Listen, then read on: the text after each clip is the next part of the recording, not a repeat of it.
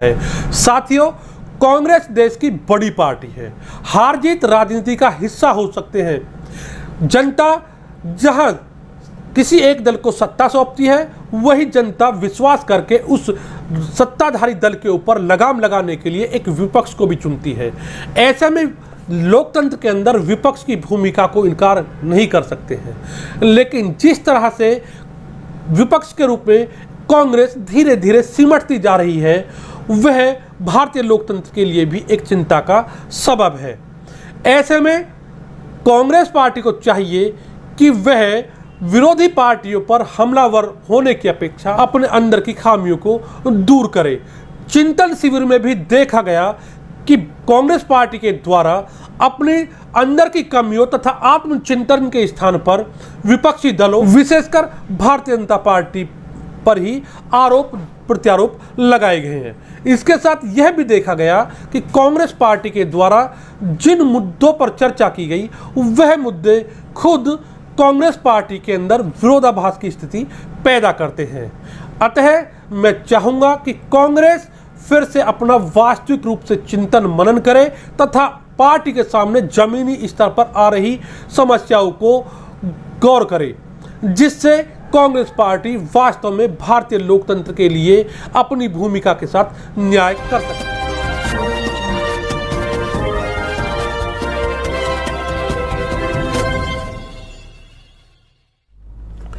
नमस्कार, आप देख रहे हैं हमारा YouTube चैनल देवेंद्र की पोस्ट। आपका स्वागत है। मैं हूं आपके साथ देवेंद्र शर्मा। लगभग एक साल में कुछ राज्यों में विधानसभा चुनाव होने हैं। इन विधानसभा चुनावों में अपनी स्थिति को मजबूत करने के लिए और बीते हुए विधानसभा चुनाव में जो कांग्रेस पार्टी की दुर्गति हुई है, उसको लेकर कांग्रेस पार्टी ने एक चिंतन शिविर का आयोजन किया।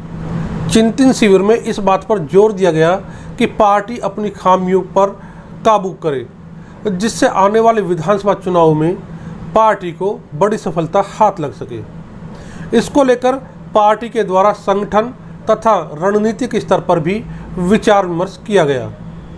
हालांकि इस चिंतन शिविर में पार्टी के हाथ क्या लगा, यह तो आने वाले विधानसभा चुनाव परिणाम ही बताएंगे। लेकिन एक बात स्पष्ट दिखाई दे रही है कि भले ही कांग्रेस पार्टी सैद्धांतिक और वैचारिक स्तर पर कितने ही चिंतन शिविर आयोजन कर रही हो, लेकिन जमीनी हकीकत इससे कुछ अलग ही दिखाई दे रही है। पार्टी मजबूत होने के स्थान पर धीरे धीरे कमजोर पड़ती जा रही है। इसका ताज़ा उदाहरण हमें गुजरात में देखने को मिलता है, जब पार्टी के मजबूत स्तंभ माने जाने वाले हार्दिक पटेल, जो कि गुजरात के बड़े पाटीदार समाज को रिप्रेजेंट करते हैं, उनके द्वारा पार्टी से इस्तीफा दे दिया गया। पार्टी से इस्तीफा देना या किसी पार्टी को ज्वाइन करना एक अलग प्रक्रिया है, लेकिन जिस अंदाज में हार्दिक पटेल के द्वारा कांग्रेस की कार्यकारी अध्यक्ष श्रीमती सोनिया गांधी को अपना इस्तीफा सौंपा, उसके द्वारा बहुत बड़े राजनीतिक संकेत मिल रहे हैं। हार्दिक पटेल के द्वारा सोनिया गांधी को एक पत्र लिखकर ट्विटर पर अपना इस्तीफा भेजा है। इस पत्र में हार्दिक पटेल के द्वारा कांग्रेस के शीर्ष नेतृत्व तथा इशारों में राहुल गांधी के ऊपर बड़े सवाल दागे हैं। हार्दिक पटेल ने अपने इस्तीफे में स्पष्ट लिखा है कि वह कांग्रेस पार्टी के सभी पदों तथा प्राथमिक सदस्यता से अपना इस्तीफा देते हैं। हार्दिक पटेल के इस्तीफे को कांग्रेस के लिए बड़ा झटका माना जा रहा है, विशेषकर जब कांग्रेस पार्टी हार्दिक पटेल को आगे कर गुजरात में बड़ा दांव खेलने की तैयारी कर रही थी। पत्र में हार्दिक पटेल ने जो सवाल कांग्रेस पार्टी के ऊपर उठाए हैं, वह बहुत गंभीर है। जिन सवालों को उठाकर हार्दिक पटेल के द्वारा कांग्रेस से अपना दामन छुड़ाया है, वह पूर्व में हेमंत बिस्व शर्मा, जो वर्तमान में भारतीय जनता पार्टी की ओर से असम के मुख्यमंत्री हैं, उनके द्वारा पार्टी से इस्तीफा देने की बात को याद दिलाती है। साथियों, याद होगा जब हेमंत बिस्व शर्मा ने कांग्रेस से इस्तीफा दिया था, तो उन्होंने एक बात का जिक्र किया था कि जब वह राहुल गांधी से मुलाकात करने के लिए दिल्ली पहुंचे थे, तो राहुल गांधी का ध्यान हेमंत बिस्व शर्मा और पार्टी की समस्या को सुनने से अधिक अपने डॉगी पर अधिक था।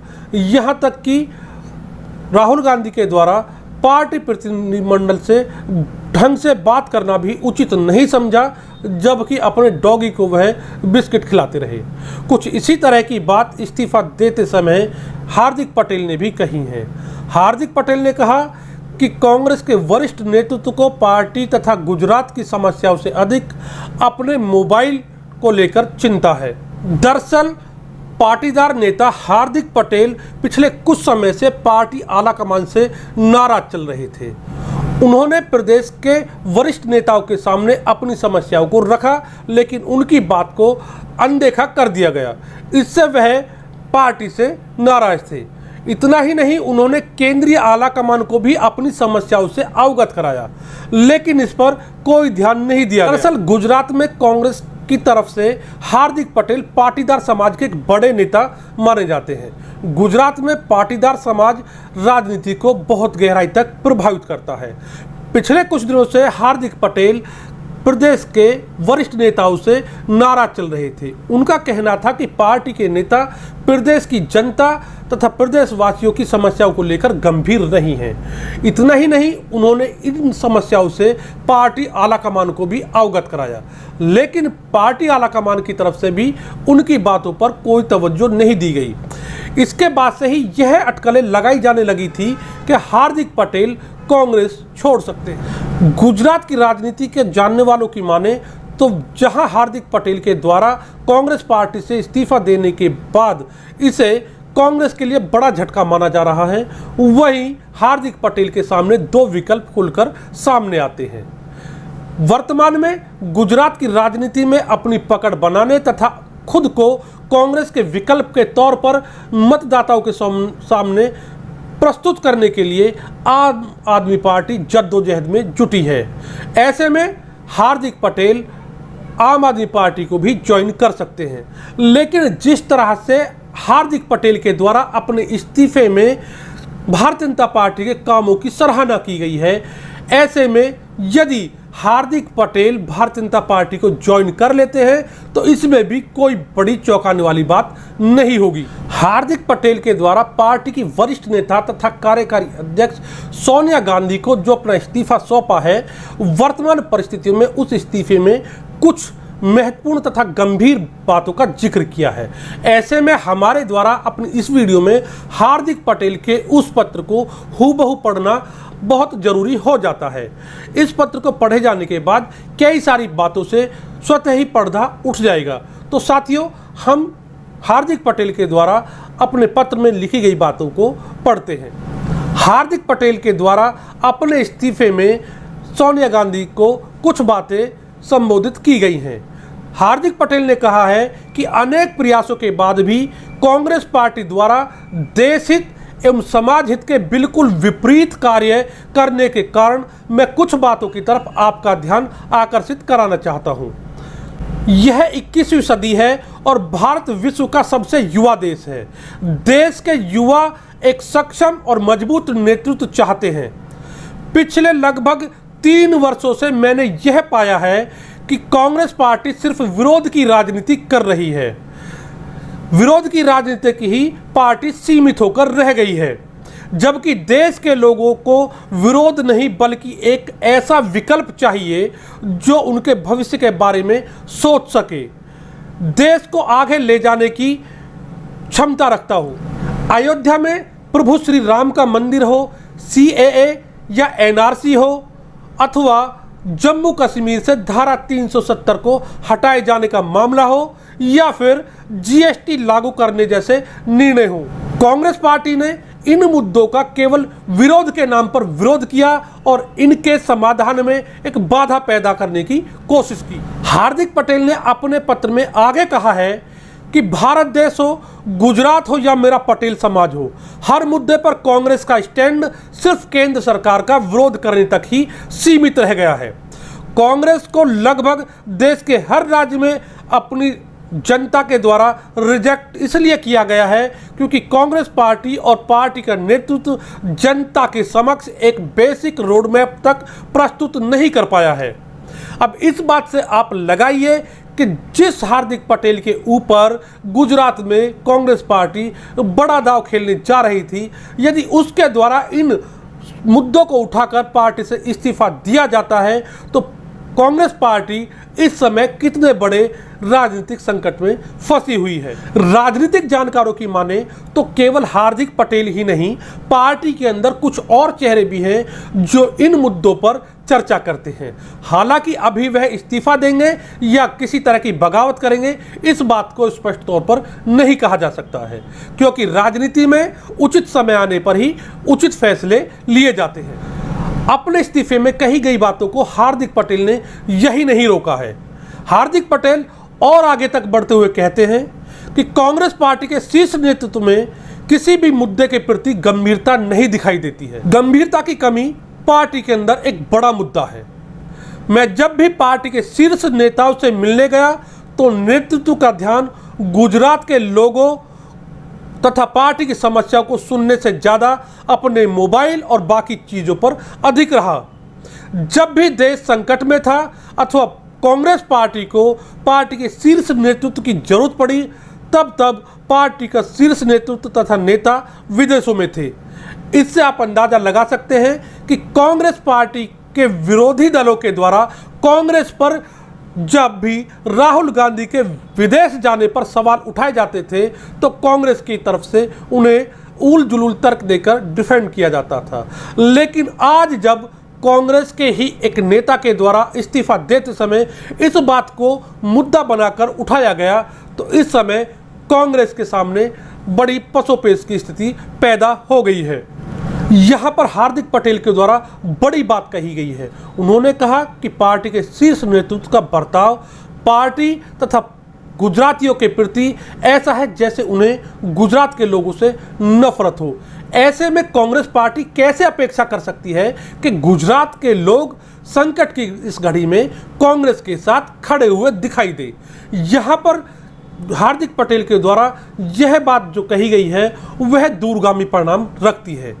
राजनीतिक जानकार मानते हैं कि हार्दिक पटेल की यह बात कांग्रेस पर 1 साल बाद होने वाले विधानसभा चुनाव में भारी पड़ सकती है। हार्दिक पटेल कहते हैं कि दुख होता है जब हम जैसे कार्यकर्ता अपनी गाड़ी से अपने खर्च पर दिन में 500-600 किलोमीटर की दूरी की यात्रा तय करके जनता के बीच जाते हैं और फिर देखते हैं कि गुजरात के बड़े नेताओं को गुजरात की जनता तथा उनके मूल मुद्दों से कहीं अधिक इस बात की चिंता लगी रहती है कि दिल्ली से आने वाले पार्टी के नेताओं को समय से सैंडविच मिल सकी अथवा नहीं मिल सकी है।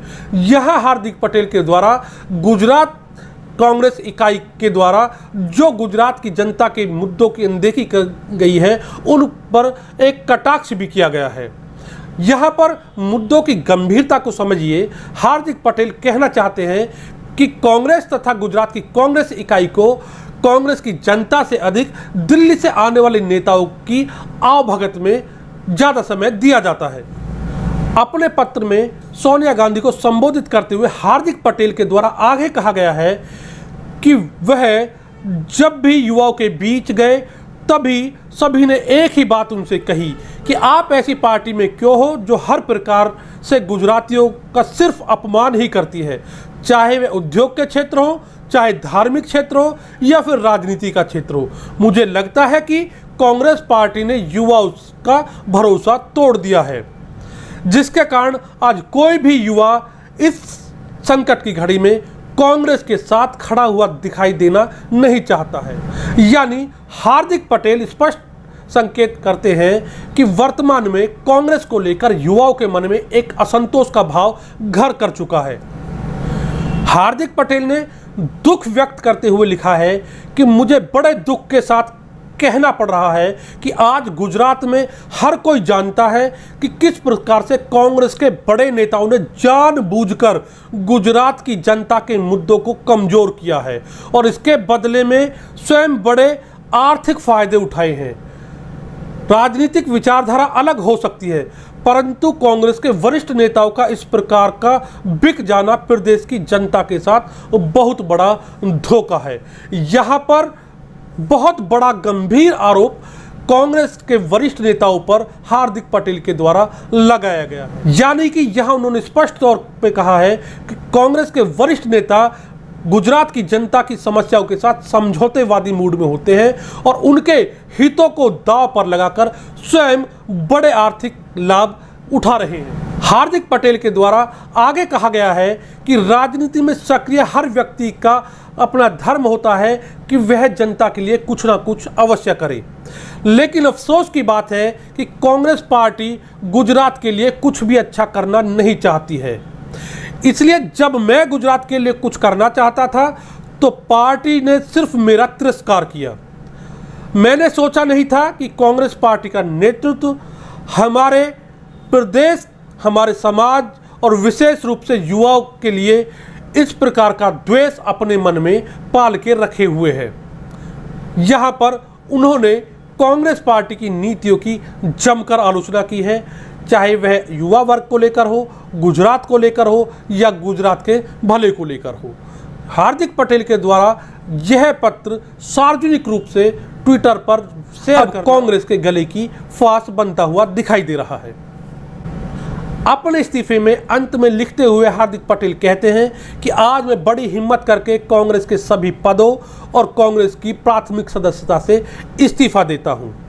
मुझे विश्वास है कि मेरे इस निर्णय का स्वागत मेरा हर साथी और गुजरात की जनता करेगी। मैं भी मानता हूं कि मेरे इस कदम के बाद मैं भविष्य में गुजरात के लिए सकारात्मक रूप से कार्य कर पाऊंगा। जनता से मिले प्रेम का ऋण चुकाने के लिए मैं सदैव प्रयास करता रहूंगा। हार्दिक पटेल के द्वारा इन बातों के द्वारा जहां कांग्रेस पार्टी को कटघरे में खड़ा किया है, वहीं विपक्ष को भी हमलावर होने के लिए मौका दे दिया है। हालांकि जिस तरह से हार्दिक पटेल के द्वारा अपना इस्तीफा दिया गया और जिन बातों का जिक्र किया, उसके पलटवार में भी कांग्रेस की तरफ से जवाब दिया गया है। कांग्रेस के वरिष्ठ नेता शक्ति सिंह गोहिल का कहना है कि भारतीय जनता पार्टी के द्वारा राष्ट्रीय एजेंसियों को हार्दिक पटेल के पीछे इस कदर लगाया गया कि हार्दिक पटेल को मजबूरी में पार्टी से इस्तीफा देना पड़ा। उन्होंने इस्तीफे की भाषा के ऊपर भी सवाल उठाते हुए कहा है कि यह हार्दिक पटेल की भाषा नहीं है। वहीं कांग्रेस पार्टी के वरिष्ठ नेता रघु शर्मा के द्वारा भी हार्दिक पटेल पर हमलावर अंदाज में कहा गया है कि हार्दिक पटेल के द्वारा अवसरवादिता की राजनीति की गई है। भले ही यहाँ पर कांग्रेस पार्टी भारतीय जनता पार्टी या विपक्ष को किसी भी तरह से कटघरे में खड़ा करे, इसे हार्दिक पटेल के द्वारा दिए गए इस्तीफे का कारण बताए, लेकिन यह बात सही है कि जिस तरह से कांग्रेस के एक एक नेता अपना इस्तीफा दे रहे हैं, उनकी भाषा में कई बातें लगभग कॉमन दिखाई दे रही हैं। चाहे ज्योतिरादित्य सिंधिया हो, जतिन प्रसाद हो या फिर हेमंत बिस्व शर्मा हो और इसके बाद अब हार्दिक पटेल हो, इनके द्वारा इस्तीफे के समय दिए गए बयान लगभग सामान्य हैं, जो बताते हैं कि कांग्रेस के अंदर बहुत कुछ अच्छा नहीं चल रहा है। साथियों, कांग्रेस देश की बड़ी पार्टी है, हार जीत राजनीति का हिस्सा हो सकते हैं। जनता जहां किसी एक दल को सत्ता सौंपती है, वही जनता विश्वास करके उस सत्ताधारी दल के ऊपर लगाम लगाने के लिए एक विपक्ष को भी चुनती है। ऐसे में लोकतंत्र के अंदर विपक्ष की भूमिका को इनकार नहीं कर सकते हैं, लेकिन जिस तरह से विपक्ष के रूप में कांग्रेस धीरे धीरे सिमटती जा रही है, वह भारतीय लोकतंत्र के लिए भी एक चिंता का सबब है।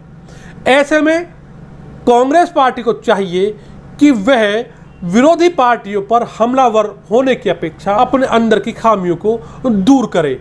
चिंतन शिविर में भी देखा गया कि कांग्रेस पार्टी के द्वारा अपने अंदर की कमियों तथा आत्मचिंतन के स्थान पर विपक्षी दलों, विशेषकर भारतीय जनता पार्टी पर ही आरोप प्रत्यारोप लगाए गए हैं। इसके साथ यह भी देखा गया कि कांग्रेस पार्टी के द्वारा जिन मुद्दों पर चर्चा की गई, वह मुद्दे खुद कांग्रेस पार्टी के अंदर विरोधाभास की स्थिति पैदा करते हैं। अतः मैं चाहूंगा कि कांग्रेस फिर से अपना वास्तविक रूप से चिंतन मनन करे तथा पार्टी के सामने जमीनी स्तर पर आ रही समस्याओं को गौर करे, जिससे कांग्रेस पार्टी वास्तव में भारतीय लोकतंत्र के लिए अपनी भूमिका के साथ न्याय कर सके। साथियों, आज के लिए इस वीडियो में सिर्फ इतना ही। आपके लिए एक और नया वीडियो लेकर हम फिर हाजिर होंगे।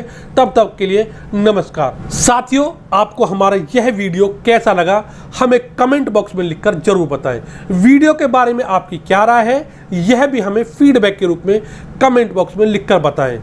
आपसे अनुरोध है कि आप हमारे YouTube चैनल को अवश्य सब्सक्राइब करें। नमस्कार।